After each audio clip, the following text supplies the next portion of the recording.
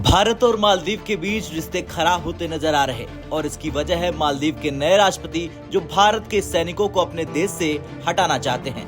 लेकिन अब खबर आ रही कि भारत ने मालदीव के राष्ट्रपति को करारा जवाब दे दिया है। भारतीय विदेश मंत्रालय के सूत्रों की ओर से बताया जा रहा भारत अपनी सेना को वहां से वापस बुला सकता है। हालांकि अभी दोनों देशों के बीच वार्ता चल ही रही है। अब सवाल ये कि क्या दिक्कत है मालदीव के राष्ट्रपति को भारतीय सेना से। दरअसल मोहम्मद जब से मालदीव के नए राष्ट्रपति चुने गए हैं तब से भारत के साथ इस द्वीपीय देश के रिश्तों में तनाव आया।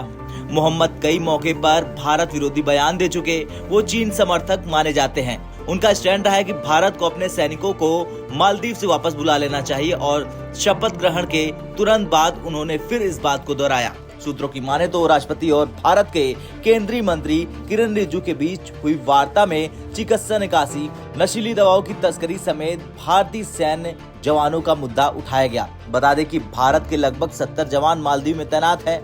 रडार और निगरानी विमान के लिए ये जवान मालदीव में तैनात है। राष्ट्रपति चुनाव में मोहम्मद ने मालदीव से विदेशी सैनिकों की वापसी का वादा किया था। उनका कहना था कि मालदीव एक संप्रभु राष्ट्र है और यहाँ किसी दूसरे देश की सैन्य उपस्थिति स्वीकार्य नहीं होनी चाहिए। वो अपने देश में भारतीय सैनिकों की उपस्थिति को मालदीव की संप्रभुता का उल्लंघन मानते हैं। मोहम्मद का इलेक्शन कैंपेन भी इंडिया आउट के मुद्दे पर आधारित था। उन्हें 53% वोट मिले थे, जबकि पूर्व राष्ट्रपति इब्राहिम मोहम्मद सोहिल को 46% वोट हासिल हुए थे। सोहिल को भारत समर्थक माना जाता है। बता दें मालदीव रणनीतिक रूप से भारत और चीन दोनों के लिए काफी महत्वपूर्ण है। यहाँ 2013 से ही लामू और अद्दू द्वीप पर भारतीय सैनिक तैनात है। भारतीय नौसैनिक भी मालदीव में तैनात है।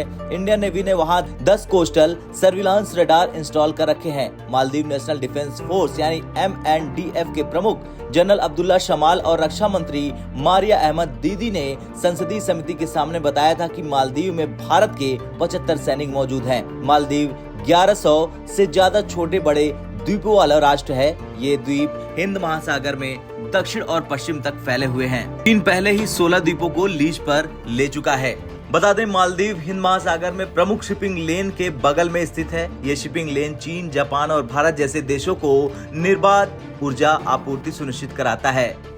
चीन ने समुद्री डकैती विरोधी अभियानों के नाम पर 10 साल पहले हिंद महासागर में अदन की खाड़ी तक अपने नौसैनिक जहाज भेजने शुरू कर दिए थे। इसके बाद से ही भारत के लिए मालदीव का महत्व लगातार बढ़ता गया। भारत दक्षिण एशिया का एक प्रमुख और शक्तिशाली राष्ट्र है। हिंद महासागर क्षेत्र में उसकी साख चीन के विस्तारवादी नीति के खिलाफ एक सुरक्षा प्रदाता की है। इसलिए भारत को सुरक्षा और रक्षा क्षेत्रों में मालदीव के साथ करीबी सहयोग की आवश्यकता पड़ती है। खैर, जिस तरह से अब भारत ने जवाब दिया है मालदीव को, उसे लेकर आपका क्या कुछ कहना है कमेंट कर जरूर बताएं। ब्यूरो रिपोर्ट, भारत तक।